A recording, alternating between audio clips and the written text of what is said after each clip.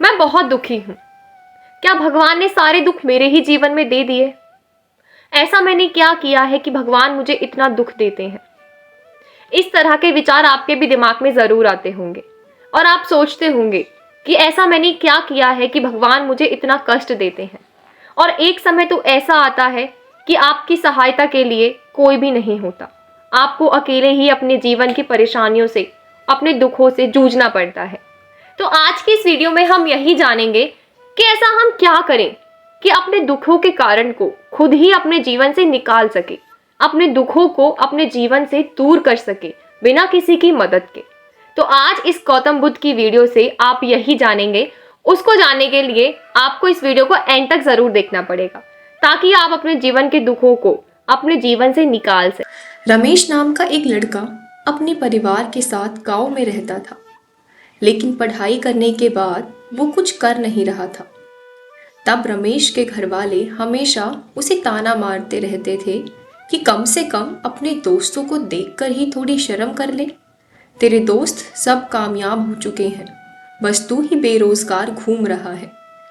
रमेश जब बाहर जाता तो लोग उसे पूछते कि वो क्या करता है, और लोग उसका इस तरह खाली बैठने पर उसका मजाक बनाते हैं, जिससे रमेश बहुत ज़्यादा दुखी हो जाता है।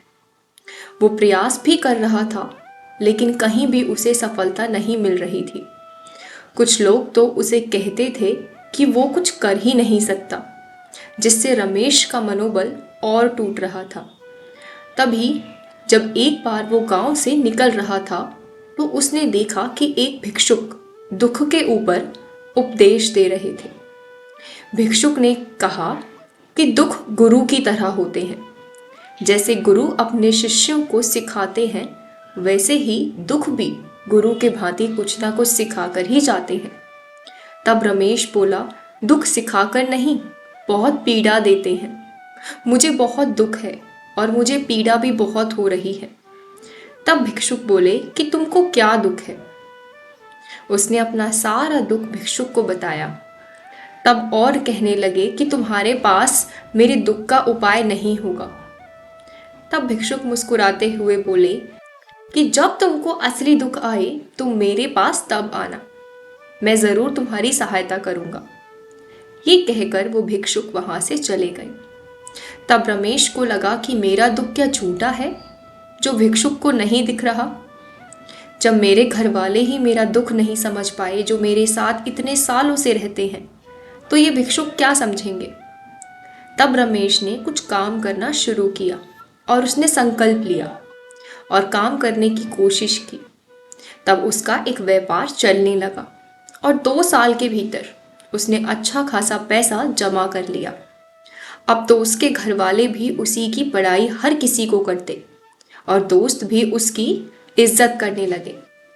लेकिन उस दोस्त ने रमेश से कहा कि तुमको अपना व्यापार बढ़ाना चाहिए, ताकि आज जितने लोग तुम्हारी इज्जत करते हैं, तुम्हारी वैल्यू करते हैं, और भी ज़्यादा लोग तुम्हारी इज्जत करें। तुम आज इस गांव के बड़े व्यापारी हो, अब तुम्हें आसपास के सभी गांवों और शहरों का सबसे बड़ा व्यापारी बनना चाहिए। उसके दोस्तों ने बोला कि जब आसपास के लोग सिर्फ तुमसे ही पैसे उधार लेंगे, क्योंकि तुम ही सबसे अमीर इंसान होंगे, जितनी ज़्यादा पैसा होगा उतने ही शौक और सुविधाएं तुम्हारे पास होंगी। ये सब बात रमेश के दिमाग में घूमने लगी और अब उसे बहुत बड़ा व्यापारी बनना था।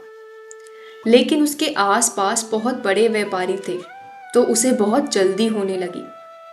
तब उसने गलत काम करना शुरू कर दिया और चीज़ों में भी मिलावट करने लगा, लोगों को धोखा देना शुरू कर दिया और उसके दिमाग में गांव के और व्यापारियों को कैसे नीचे लेकर आना है, बस इस तरह की बातें चलने लगी। अब ना तो उसे नींद आती और ना ही उसे चैन मिलता। एक दिन रमेश अपनी गाड़ी से रास्ते में जा रहा था। तब उसकी नज़र उस भिक्षुक कर आश्रम पर पड़ी जिससे वो पहली बार मिला था। तब उसको लगा, आज मैं बहुत दुखी हूँ, भिक्षुक से बात करता हूँ। वो उसके आश्रम में जाकर उस भिक्षुक को प्रणाम करता और कहने लगा कि मैं बहुत दुखी हूँ गुरुदेव, कृपया करके मेरे इस दुख को दूर करो। भिक्षुक ने कहा, जब तुम मुझको अब पहली बार मिले तब भी तुम बहुत दुखी थे और आज भी तुम दुखी हो। तुमने अपने पहले दुख से क्या समझ में आया और क्या सीखा? तब रमेश कहता है कि पहले मैं बस सोचता रहता था और कोई भी काम नहीं करता था। तब मुझे समझ में आया, अगर जिंदगी में कुछ करना है तो कर्म बहुत ज़रूरी है। और मैंने बहुत सारा काम किया और अपने व्यापार को सही तरीके से चलाना शुरू कर दिया और वो चल भी गया, लेकिन आज मैं फिर बहुत दुखी हूँ। तब भिक्षुक ने कहा, ठीक है, तुम जाओ, सब तुम्हारे पास है, लेकिन जब तुम असली में दुखी हो तब मेरे पास आना। तब रमेश बहुत आश्चर्यचकित हुआ और कहने लगा, क्या ये मेरा असली दुख नहीं है? लेकिन उसने गुरु से कुछ नहीं बोला और सोने का एक घड़ा उस भिक्षुक के दान में तौर पर दे दिया। तब भिक्षुक ने कहा, मेरे लिए ये सोना किसी काम का नहीं है। एक काम करो, इसे सामने वाले पहाड़ के नीचे एक गड्ढे में गाड़ दो। तब रमेश ने ऐसा ही किया और उसे पहाड़ के नीचे गाड़ कर चला गया। रमेश ने बड़ा व्यापारी बनने के लिए और कर्ज लिया और व्यापार को आगे बढ़ाने के लिए लोगों को धोखा देना शुरू कर दिया। अपने सामान में मिलावट करनी शुरू कर दी। तब उसने और कर्ज लिया अपने दोस्तों से और व्यापार में लगाया और वही गलत काम करना शुरू कर दिया। गलत काम करने से कई बार उसे बहुत दुख उठाना पड़ा। तब उसे लगा कि उसके दोस्त उसकी सहायता करेंगे, लेकिन उसके उसी दोस्त ने अपना पैसा मांगा और रमेश को धमकाना और मारने की धमकी देने लगा। अब रमेश बहुत दुखी हो गया और मरने के अलावा उसे कोई और रास्ता नहीं दिख रहा था। जब वो मरने के लिए पहाड़ पर जा रहा था तब उसे उस भिक्षुक की बात याद आई, जब भिक्षुक ने कहा था कि जब तुम्हारे पास असली दुख हो तो मेरे पास तब आना। ये बात सोचकर रमेश गुरु के आश्रम चला जाता है, उनसे अपनी बातें कहता है। तब वो भिक्षुक कहते हैं कि जब तुम्हारे पास असली दुख हो मेरे पास तुम तब आना। तब रमेश को बहुत ज़्यादा गुस्सा आता है और कहने लगता है कि भिक्षुक जी, ये आपने क्या लगा रखा है कि असली दुख आए तब तुम मेरे पास आना। क्या मेरा दुख असली नहीं लगता? ये सब दिखावा है। मैं कितनी पीड़ा में हूं, आपको नहीं दिखता?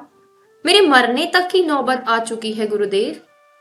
तब भिक्षुक जी बोलते हैं, अच्छा चलो ये बताओ कि तुमने अपने पुराने दुख से क्या सीखा। तब रमेश कहता है कि जो लोग तुम्हारी तरक्की में तुम्हारे पीछे पीछे रहते हैं वो तुमको धोखा देते हैं और तुम्हारा फायदा उठाएंगे और तुम्हें गलत राय देंगे। सही दोस्त तो वो होता है जो दुख में साथ दे। हमको ज्यादा लालच कभी नहीं करना चाहिए और अपनी बुद्धि से सही और गलत निर्णय लेना चाहिए। तब भिक्षुक जी कहते हैं, जाओ, जो सोने का घड़ा तुमने मुझे दिया था वो उस पहाड़ के नीचे से ले आओ।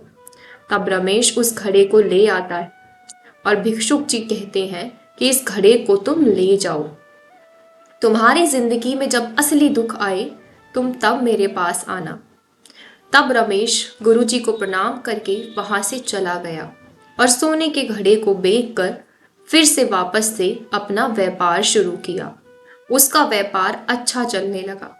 इस बार वो खुश था क्योंकि उसने अपने दुख से सीख लिया था कि ज्यादा लालच भी सर्वनाश कर देता है। उसके दुख कम हुए ही थे कि उसके पास उसके माता पिता की बीमारी से मृत्यु होने की खबर उसे और ज्यादा दुखी कर देती है। वो अपने माता पिता के क्रियाक्रम करने के बाद वापस अपने पिताजी की जमीन को देखने के लिए गया और सोचने लगा, जिस जमीन के लिए मेरे पिताजी हर किसी इंसान से लड़ते रहे, आज ये जमीन लावारिस पड़ी हुई है। कोई भी इस जमीन को देखने वाला तक नहीं है। वो इस तरह के विचार उसके दिमाग में आने लगे और वो बहुत बेचैन होने लगा। इस बार रमेश बहुत डरा हुआ था। उसका मन बहुत ज्यादा बेचैन और विचलित था और भिक्षुक जी के पास उनके आश्रम में वो चला गया। वो उनसे कहने लगा, मैं आज बहुत दुखी हूँ गुरुदेव, मेरे माता पिता की मृत्यु हो गई। तब भिक्षुक ने कहा, तो इसमें दुख होने की क्या बात है? एक दिन तो इस पृथ्वी पर सबको ही मरना है। जो आया है उसका जाना निश्चित है। तब रमेश बोला, भिक्षुक, मैं तो अभी बहुत जवान हूं। भिक्षुक बोलते हैं, मृत्यु ना तो कोई बूढ़ा देखती है और ना ही जवान, ना ही कोई छोटा और ना ही बड़ा। किसी की भी मृत्यु किसी भी समय हो सकती है। ये बात सुनकर रमेश वहां से चला गया, लेकिन उसके मन में बहुत ज्यादा खालीपन था और अंदर ही अंदर उसका मन बहुत ज्यादा विचलित था। अब उसके मन में यही चल रहा था कि हम बस इस पृथ्वी पर कमाने और मरने के लिए आए हैं। हमारा कोई उद्देश्य है ही नहीं। क्यों हम इस पृथ्वी पर आए हैं? तब उसका मन जितना ज्यादा विचलित हुआ, वो उतनी ज्यादा गहराई में सोचने लगा और वो खुद को गुरुदेव के पास जाने से रोक नहीं पाया। वो उनके आश्रम में जाता है और उनको सारी बातें बताता है। इस बार भिक्षुक ने कहा, आज तुमने जो दुख बताया है वही असली दुख है, क्योंकि लोगों को पता ही नहीं कि वो क्या कर रहे हैं, क्यों कर रहे हैं, हम कौन हैं, जीवन का सही उद्देश्य क्या है। हम पूरा जीवन इसी चीज में लगा कर रखते हैं, हर चीज के पीछे भागते रहते हैं। तब रमेश ने कहा, हम बस पैसा, इज्जत, मान, प्रतिष्ठा, बस इसी के पीछे भागते रहते हैं और जीवन में जितना मिलता है उससे ज्यादा के लिए ही भागते हैं। तब भिक्षुक ने कहा, इन सब चीजों को पाकर हम इनको साथ ऊपर लेकर जा सकते हैं क्या? तब रमेश ने बोला, नहीं गुरुदेव, मेरे माता पिता की मृत्यु के बाद सब यहीं रह गया, कुछ भी उनके साथ नहीं गया। तब भिक्षुक जी बोलते हैं कि व्यर्थ की इंसान पैसा, मोह माया के पीछे भागता रहता है और उनके पीछा करते करते मर जाता है और उसके हाथ में अंत में कुछ नहीं लगता। इस तरह लोग अपने आप को इन सब में झोंक देते हैं।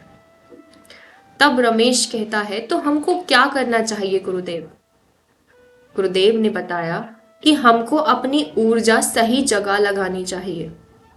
हम अपने मन को स्थिर नहीं रख पाते, चीज़ों के पीछे भागने से रोक नहीं पाते।